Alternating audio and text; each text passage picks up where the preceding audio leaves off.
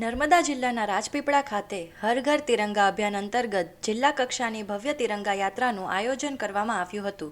આ તિરંગા યાત્રાનો પ્રારંભ સ્પોર્ટ્સ કોમ્પ્લેક્સ ધાબા ગ્રાઉન્ડ ખાતેથી થયો હતો.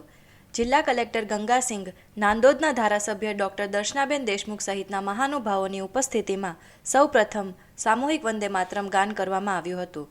રાષ્ટ્રભક્તિના ગુંજતા નાદ વચ્ચે તિરંગા યાત્રાને પ્રસ્થાન કરાવવામાં આવી હતી. યાત્રાના પ્રારંભથી જ વાતાવરણમાં અદ્ભુત દેશભક્તિનો માહોલ જોવા મળ્યો હતો. પોલીસ વિભાગના જવાનો તિરંગા સાથે બાઇક પર યાત્રામાં જોડાયા હતા, જ્યારે મેવાસી આદિવાસી સાંસ્કૃતિક ગ્રુપ દ્વારા યાત્રાના સમગ્ર રૂટ દરમિયાન સંગીતમય અને સાંસ્કૃતિક પ્રસ્તુતિઓ કરવામાં આવી હતી.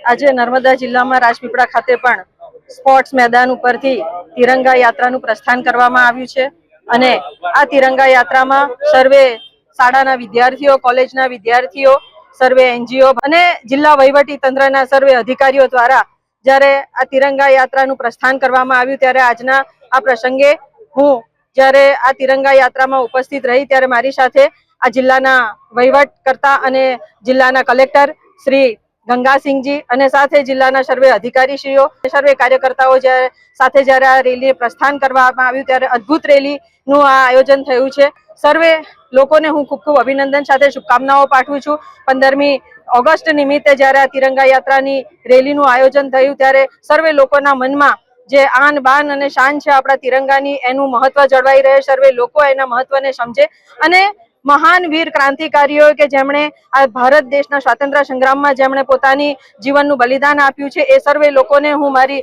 શ્રદ્ધાંજલિ અર્પિત કરું છું. અને આવનારા વડાપ્રધાન શ્રી નરેન્દ્રભાઈ મોદીજીનો જે સંકલ્પ છે કે વિકસિત ભારતનો સંકલ્પ જે એમણે લીધો છે ત્યારે 2047માં ભારત દેશ વિકસિત ભારત બને એના સંકલ્પ સાથે સર્વે દેશવાસીઓને, સર્વે નર્મદાવાસીઓને હું ખૂબ ખૂબ શુભકામનાઓ પાઠવું છું.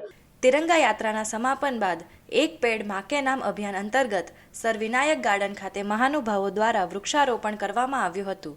દેશપ્રેમની સાથે પર્યાવરણ પ્રત્યેની જવાબદારીનો સંદેશ આપતા આ કાર્યક્રમમાં રાષ્ટ્રધ્વજનું સન્માન અને પ્રકૃતિનું સંરક્ષણ બંને સંકલ્પોને એક સાથે ઉજાગર કરવામાં આવ્યા હતા.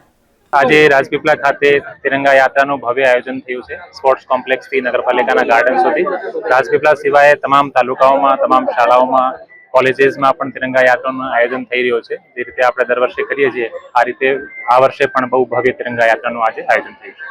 દરેક કોલેજીસ અને સ્કૂલ્સમાં આ વખતે તિરંગા યાત્રાનું બહુ સારું આયોજન થયું છે. રાજપીપળા ખાતે આજ બહુ મોટી સંખ્યામાં અહીંયા તિરંગા યાત્રાનું આયોજન થયું છે અને ડેડિયાપાડા, સાગબારા, ગરુડેશ્વર, તિલકવાડા બધી જગ્યાએ કોલેજીસ અને સ્કૂલ્સમાં પણ આયોજન